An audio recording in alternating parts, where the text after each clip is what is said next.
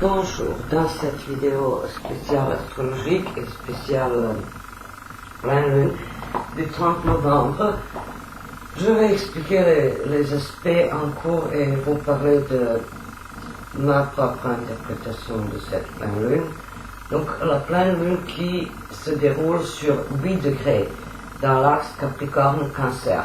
Le soleil se trouve en Capricorne et la lune en Cancer. Donc on a des tiraillements antérieurs concernant la notion d'appartenance, de famille, d'enracinement quelconque. Donc tout ça peut être perturbé, on se sent un peu décalé. Donc c'est des sensations valables pour tous qui vont avoir lieu parce que l'opposition soleil-lune n'est jamais facile comme aspect. Donc c'est un aspect de conflit intérieur. Avec l'opposition, c'est intériorisé, avec le carré, c'est plutôt événementiel. Donc, quelque chose en lien avec la famille et en lien avec la sécurité intérieure. Donc, on peut se sentir vraiment comme un extraterrestre. Je dirais que ces pleines lunes dans l'axe Capricorne-Cancer accentuent surtout la froideur de la part des autres, leur indisponibilité, leur silence, leur distance, voilà, plus ou moins justifié. Donc le silence qui ne porte pas un message clair. Et on a également Mercure en Capricorne pendant cette période. Ce sont les décisions sérieuses qui sont éclairées. Donc on voit les conséquences de nos actes, de quelque chose qui a été semé il y a 6 mois. Donc c'est maintenant les fruits de ces actions. Et ensuite on a Vénus en Sagittaire. Vénus en Sagittaire adoucit cette difficulté relationnelle et émotionnelle. Elle a ici un rôle de Père Noël, on dirait. Donc Vénus en Sagittaire, c'est quand même un peu de sérénité, d'indulgence qu'on ramène à nos âmes tourmentées. Mars est toujours en Bélier, l'action, donc Vénus-Mars en signe de feu.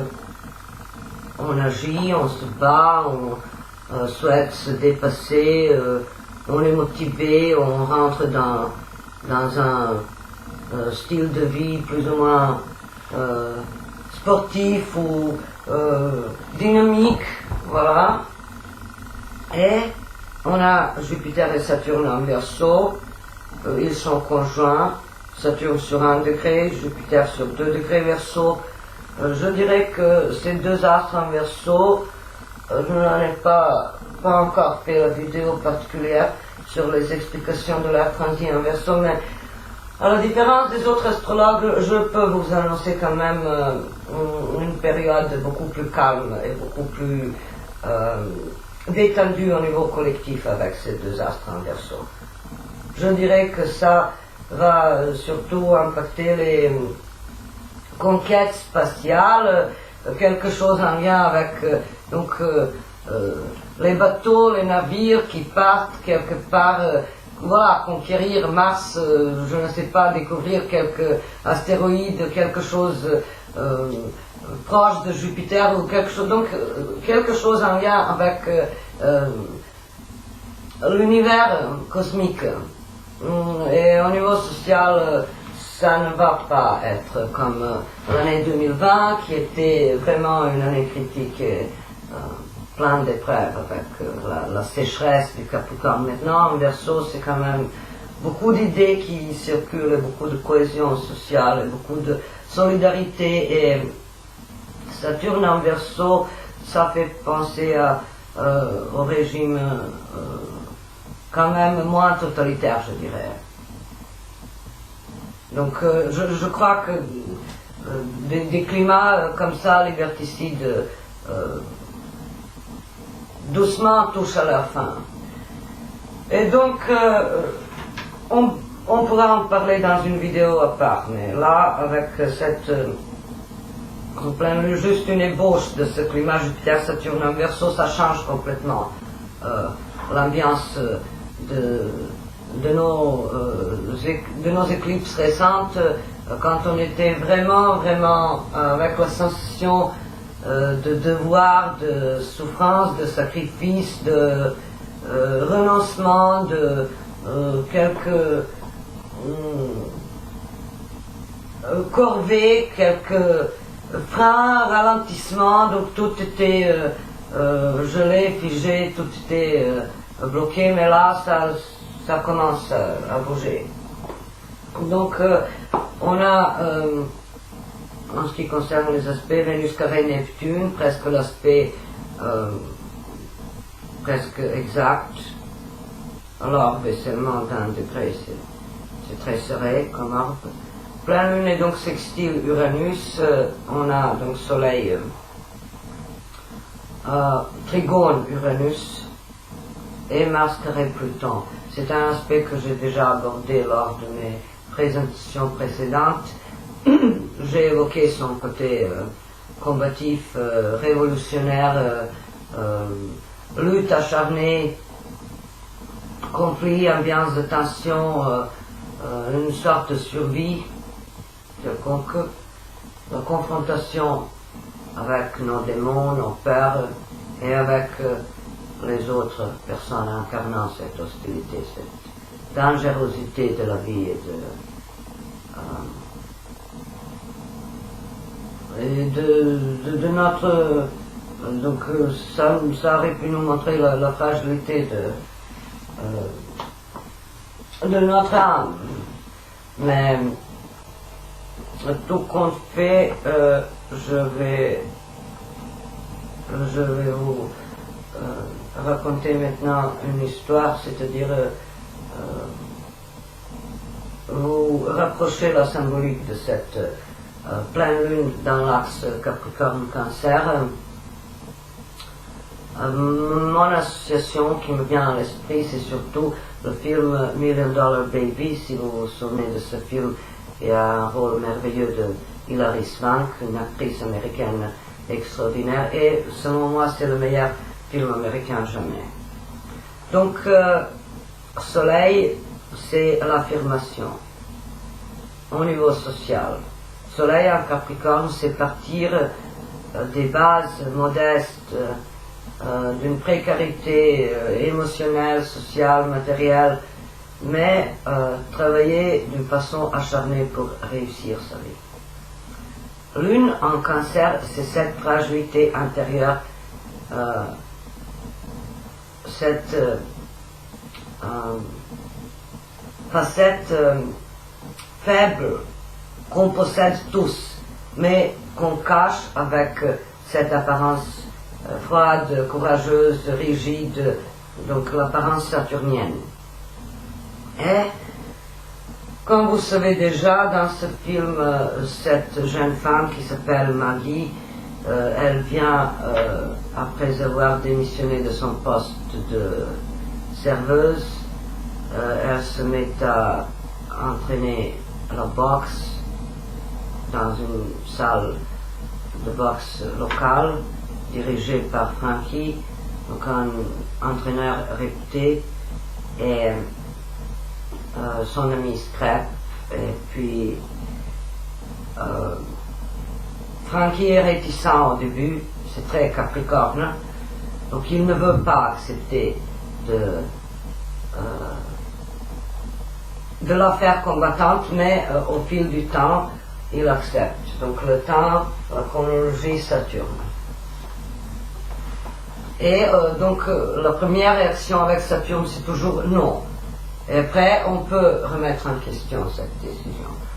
Donc vous voyez, elle est déjà au début un peu trop âgée pour tout ça, et un peu maladroite. Mais sa volonté prédomine sur sa capacité. La volonté d'être championne prend le dessus sur la capacité réelle, les compétences réelles. Donc ce film est une belle métaphore de chaque personne qui se bat pour réussir dans un domaine, que ce soit des combats qu'on fait pour redevenir sain, retrouver la santé ou se récupérer après un divorce ou réussir sa carrière. Donc on part à partir de quelque chose de très très fragile, bancal, inefficace, quelque chose qui ne promet pas, alors que les autres partent à partir des bases saines. Mais avec cet axe Capricorne, Cancer, non. On parle à partir de quelque chose de pauvre, de précaire, de modeste, d'insuffisant. Donc, elle commence à s'entraîner et donc malgré l'opposition de Frankie, qui est bouleversé par sa présence, donc il voit que cette volonté peut la mener loin, mais ensuite donc sa vie de serveuse aussi, si vous vous souvenez, c'est très Cancer Capricorne. Famille modeste, origine modeste, personne défavorisée qui n'a pas trop de chance, qui n'a que sa motivation, sa force intérieure pour l'atout. Les atouts objectifs quasiment n'existent pas. C'est ça l'axe Cancer Capricorne. Donc elle arrive du Missouri et commence à s'entraîner et Frankie accepte finalement. Et elle enchaîne les knockouts dès le premier round et ensuite elle se bat contre l'ours bleu. C'est une championne Billy qui lors du match lui fait un coup illégal et elle est victime donc de la chute fatale et elle n'arrive pas à tomber d'une autre façon, mais sur un tabouret que Frankie a essayé de retirer avant qu'elle ne tombe, mais malheureusement ça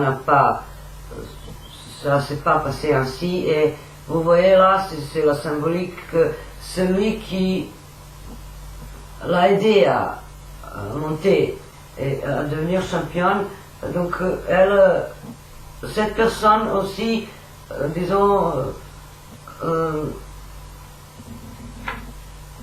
n'arrive pas à préserver de la fatalité. En quelque sorte, celui qui nous aide à réussir à nous dépasser, cette personne ne peut plus nous retenir. Vous voyez, donc on peut avoir des conseillers, des coachs, des gens qui sont là pour nous épauler, mais une fois démarré cette route de réussite, après c'est une trajectoire excentrique que rien ni personne ne peut changer ni modifier. Donc un coup de destin, vous voyez, le destin ici pourrait représenter par cet aspect Uranus, Soleil, Trigone à Uranus, donc c'est un succès fulgurant, c'est un succès inattendu, c'est un succès rapide, et grâce au travail, grâce au labeur de Maggie, donc c'est très Capricorne, elle réussit à vaincre tous les adversaires, etc. Donc sa motivation, son côté acharné, sa façon de se battre sans penser à sa vie, sans se ménager. C'est très Capricorne, c'est cette persévérance. Donc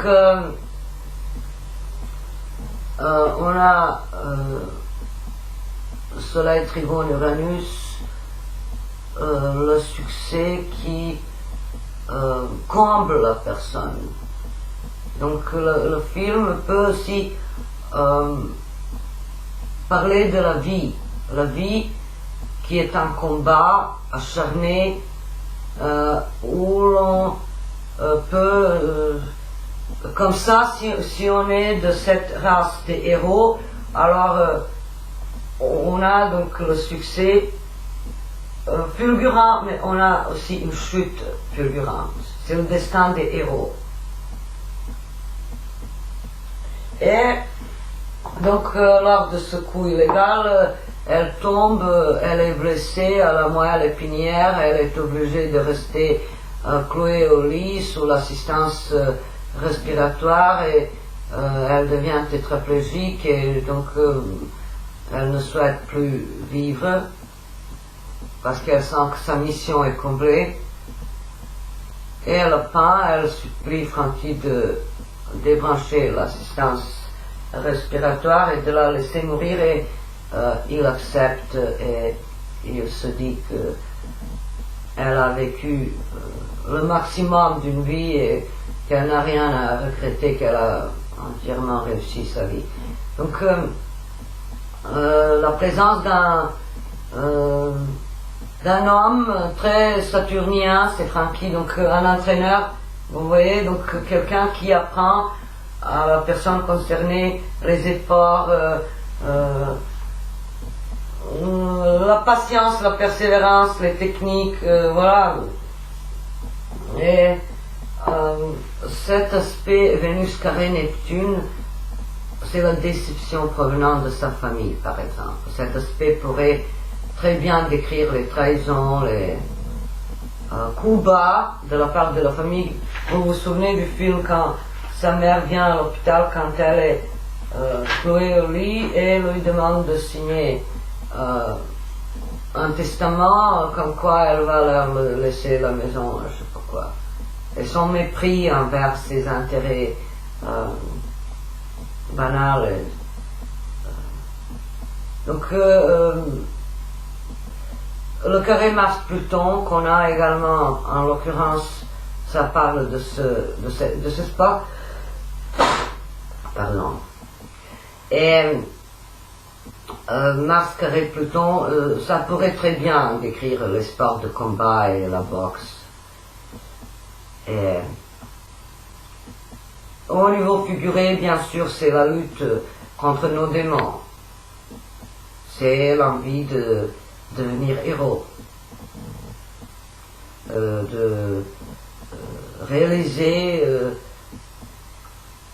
ces ambitions qu'on trouve parfois surhumaines, ou qui demandent des efforts surhumains. Et la force surhumaine qui découle quand on se lance une fois dans ces combats épuisants, éprouvants, fatigants, difficiles, c'est ça Mars-Pluton. Et quel autre aspect on a donc Soleil, Trigone, Uranus, ça pourrait parler aussi non seulement de sa réussite et de sa sensation intérieure d'avoir réalisé une ambition sociale représentée par le Soleil, donc ça pourrait aussi parler de l'euthanasie, dans le sens que elle voit très bien, elle est très lucide, elle a vu que le sens de la vie était de réaliser quelque chose de grand. Et la mort ne lui fait pas peur. Donc le Trigone, Soleil, Uranus pourrait être cette attitude décontractée face à la mort, qu'on voit comme une sorte de libération. D'habitude, les suicides et ou les meurtres, les crimes, etc., ça pourrait être représenté par Soleil carré Uranus. Mais c'est dans le sens quand la personne n'est pas comblée, quand elle se jette dans la mort pour se sauver d'une vie frustrante où elle n'a quasiment rien accompli selon ses propres estimations. Donc elle estime qu'elle n'a rien fait et que sa vie n'a plus de sens. Et quand on estime qu'on a tout accompli, qu'on a été comblé complètement, on a le Trigone, Soleil Uranus. Et ces autres aspects, donc Vénus en trigone large, très large, en Mars, c'est l'esprit sportif et ça parle du côté combattant. Donc, analyser ce film lors de cette période, il pourrait vous donner un message forcément de ce que nous avons vécu ces derniers temps avec les épreuves liées au virus et mesures diverses nous contraignant à rester seuls avec nous-mêmes, à nous battre pour quelque chose. Donc j'espère que je vous ai rapproché un peu la symbolique de la lutte. La lutte, vous voyez, cette opposition Soleil en Capricorne, Lune en Cancer, à l'intérieur de son âme, Lune en Cancer, elle est fragile tout le temps. Au niveau extérieur, elle est combattante et sévère et dure et réussie. Donc la précarité intérieure représentée par la Lune, parce qu'elle part d'un milieu modeste et défavorisé. Et aussi la Lune, donc c'est la famille, c'est l'enfance, c'est la sensation d'enracinement. Vous voyez donc même le coup bas qu'elle a reçu lors de ce match, quand elle se battait pour devenir la championne du monde, ce coup bas est par extension le reflet de ce qu'elle a vécu, de ce qu'elle vit au sein de sa famille. L'incompréhension, le rejet, la non-acceptation, aucun soutien, donc ils sont capables de leur faire des coups bas. Donc cette sensation de trahison, de souffrance infligée par les personnes qu'on aime, c'est aussi le carré Vénus-Neptune. Avec Neptune, on parle toujours des illusions, on parle des mauvaises décisions, mauvaises appréciations, parce qu'on manque la perspicacité et la lucidité. On idéalise. Mais Vénus-Neptune peut aussi montrer la sensation intérieure d'écouter ses intuitions, sa petite voix intérieure qui mène la personne vers l'abnégation de soi, le sacrifice, vers un but ultime. Donc on peut tout faire, on peut tout sacrifier pour atteindre un idéal, Neptune. Se battre pour son idéal, et c'est ce qu'elle fait. Vous voyez, chaque aspect peut s'analyser de plusieurs façons.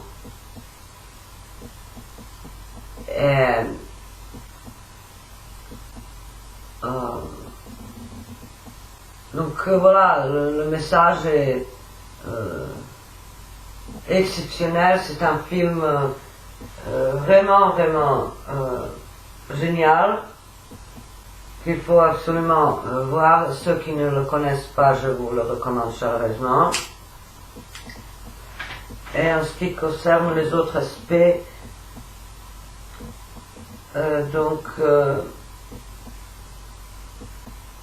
cette faible estime en fait qu'elle a d'elle-même, c'est cette opposition Soleil-Lune, vous voyez. Et tout type de démesure et d'épuisement physique et psychologique pourrait être représenté par ce carré Mars-Pluton. Donc je suppose que je vous ai expliqué correctement ce que cet aspect veut dire, et comment donc vivre cette opposition de la meilleure façon. C'est en fait, voilà, ne pas se ménager, je dirais.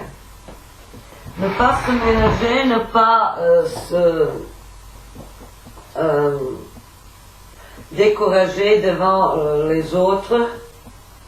Écouter sa petite voix intérieure.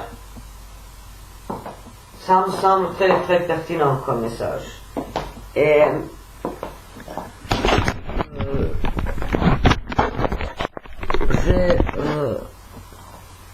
je pense que je vous ai tout dit. Et il me semble que paradoxalement ces périodes festives, quand on a ce soleil en Capricorne en hiver lors de ces périodes de fête, on a malgré tout, quel que soit notre parcours et nos circonstances familiales, on a toujours une petite sensation de manque et de vide et de frustration. Vous voyez de quoi je parle, notamment de ces pleines lunes dans l'axe Cancer Capricorne. Et moi, ce que j'ai vécu hier justement, ça pourrait également ça pourrait être facilement attribué aussi à ces aspects. Je suis allée au supermarché et je suis une personne extrêmement gentille et accueillante et chaleureuse, et je n'ai pas l'habitude de faire des choses au détriment des autres, donc je n'ai pas l'habitude d'écraser les autres pour faire quoi que ce soit, et je fais la queue normalement, et je me rapproche de la caisse, et puis une femme venue de nulle part prétend avoir été avant dans la queue, que je lui ai pris sa place, je ne sais pas quoi, et j'ai commencé à crier en disant votre place n'est pas dans la civilisation. Vous n'appartenez pas à la civilisation. Vous êtes si insolente que ça dépasse les normes de la civilisation. Les autres étaient plus ou moins silencieux. Et je me suis retenu avec peine. Je suis sorti, j'ai payé quand même, alors que j'avais les mains qui tremblent à cause du stress et j'étais très très bouleversé par cette attitude. Mais pourquoi je vous raconte ça? Cette personne avait acheté une bonbonnière et un ananas, le fameux ananas qui était en promo en plus. Et elle se croyait être au-dessus des autres, du plèbe, qui achètent des pommes de terre, des carottes, voilà, des choses modestes. Donc c'est très Capricorne. Et elle a voulu que tout le monde voit qu'elle a acheté quelque chose de coûteux. Ça, c'est un comportement pitoyable qui, normalement, chez moi, aurait suscité la pitié. Mais, dans ce contexte, ça a éveillé la rage en moi. Je suis sortie très en colère de ce supermarché maudit parce que je n'ai pas pu la tabasser. Donc, moi qui ne suis aucunement une personne physiquement violente, j'ai trop de patience. Et j'ai quand même un âge assez sage et sérieux, donc je n'ai pas l'habitude de régler les comptes ainsi. Mais cette personne a mérité un tel coup de poing dans la gueule. Cette personne, elle le cherche, carrément. Et cette personne va l'obtenir tôt ou tard, avec ce comportement insolent. Donc ça aussi, ça c'est très dans cet axe Soleil Capricorne, Lune en Cancer. Cette personne apparemment vient soit d'un milieu apparemment pauvre et défavorisé, où cette personne a subi les maltraitances, ou la violence, ou la tyrannie de la part de ses parents, ou a été toujours défavorisée au profit d'un frère, sœur. Donc cette personne apparemment a un complexe d'infériorité qu'elle n'arrive pas à gérer, à conscientiser. Et dans le film, Maggie a réussi à conscientiser tous les complexes, et la plus grande victoire qu'elle a eue, c'est de vaincre de combattre elle-même. Vous voyez, donc elle est allée contre les démons provenant de l'héritage familial, social, tout ça, cette position qui l'a prédestinée à rester serveuse, donc quelqu'un d'insignifiant. Elle a réussi à conscientiser ça et à se battre et à obtenir un maximum. Donc elle était son propre juge, Saturne, le juge sage qui fait donc le verdict. Vous voyez, et cette personne hier, cette autre personne de mon histoire, cette personne n'a pas voulu travailler sur elle-même. Donc essayez de surveiller votre comportement, de ne pas être comme la conne du supermarché qui a mérité de crever, parce que je ne comprends pas comment au XXIe siècle quelqu'un qui achète un ananas pourrait se croire appartenir à une race supérieure. C'est ridicule, franchement. Vous voyez, donc ces oppositions Soleil, Lune, Cancer, Capricorne pourrait parfois parler de ça. Une volonté personnelle de s'affirmer d'une façon complètement à côté de la plaque. À montrer qu'on n'est pas pauvre, qu'on n'est pas modeste, qu'on est riche, c'est con. De montrer comme ça, vous voyez.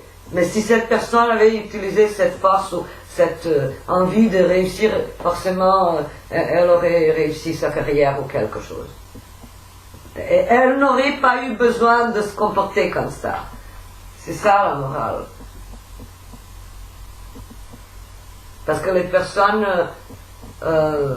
qui se battent de façon honnête et qui sont intègres comme Maggie dans le film, elles ne font pas les coups bas. Vous voyez la différence. Les coups bas donc viennent exclusivement des personnes faibles, complexées, des personnes abruties, qui n'ont jamais rien lu, rien analysé, qui ne savent rien, qui sont inutiles dans cette vie. Vous voyez. Donc, j'espère que cet ananas va se coincer quelque part dans son ventre. Voilà. Et donc, je vous ai rapproché maintenant la symbolique. Vous devriez comprendre combien il est important d'établir ses propres critères nobles, d'être rigide et sévère et très critique envers soi-même, de vouloir toujours le meilleur, mais non au détriment des autres. C'est le bon message. Donc quand on utilise ces aspects à bon escient, on obtient magie. Quand on les utilise à mauvais escient, alors on obtient un arriviste qui se sent mal à l'aise, qui craint que les autres puissent voir son décalage, son incompatibilité, sa pauvreté, et qui cherche à s'afficher d'une façon complètement idiote. Vous voyez, je vous ai tout dit et on va se reparler. Je vous souhaite de très bonnes fêtes et à très bientôt.